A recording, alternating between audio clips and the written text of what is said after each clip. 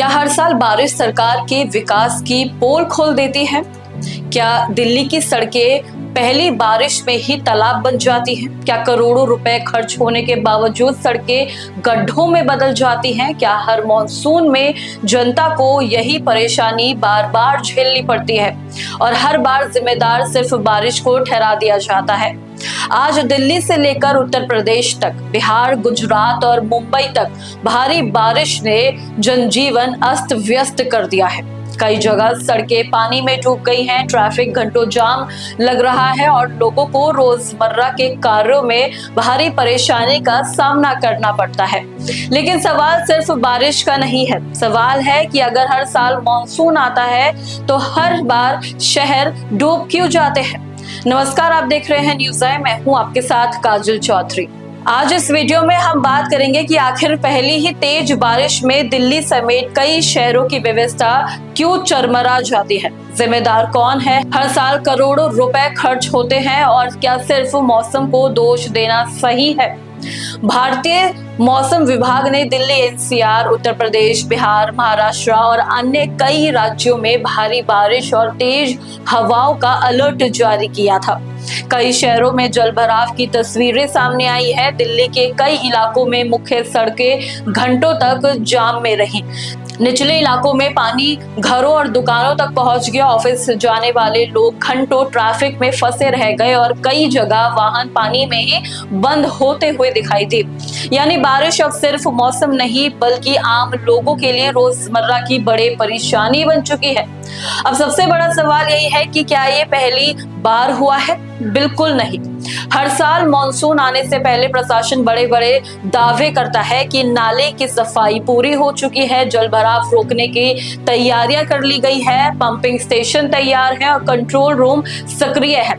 लेकिन पहले ही तेज बारिश के बाद यही तस्वीरें फिर सामने आ जाती हैं। सड़कों पर पानी, घंटों का ट्रैफिक जाम, टूटी सड़कें, बिजली की समस्या और परेशान होती जनता।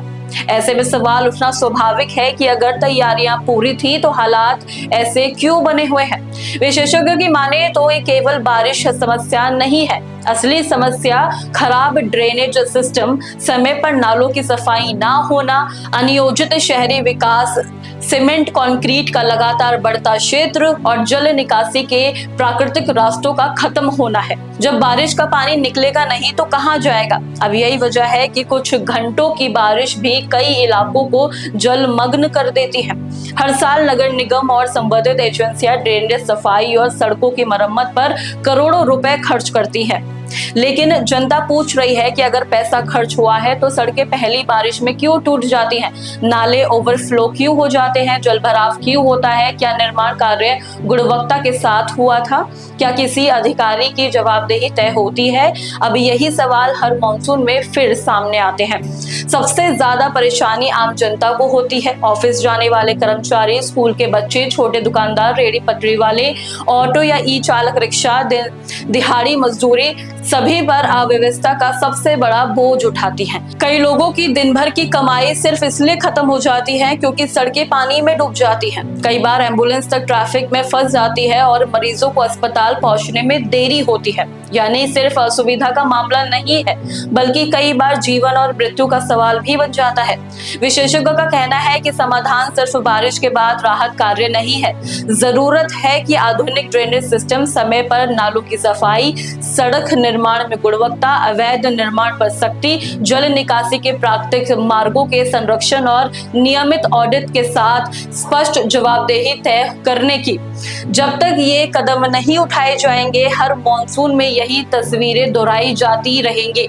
बारिश प्रकृति का हिस्सा है लेकिन हर साल शहरों का डूब जाना केवल प्रकृति नहीं कहा जा सकता। अगर हर मॉनसून में सड़कें तालाब बन जाए, अगर पहली बारिश में करोड़ों की सड़कें टूट जाएं और लोग घंटों ट्रैफिक जाम में फंसे रहे तो सवाल सिर्फ मौसम से नहीं व्यवस्था से पूछा जाएगा।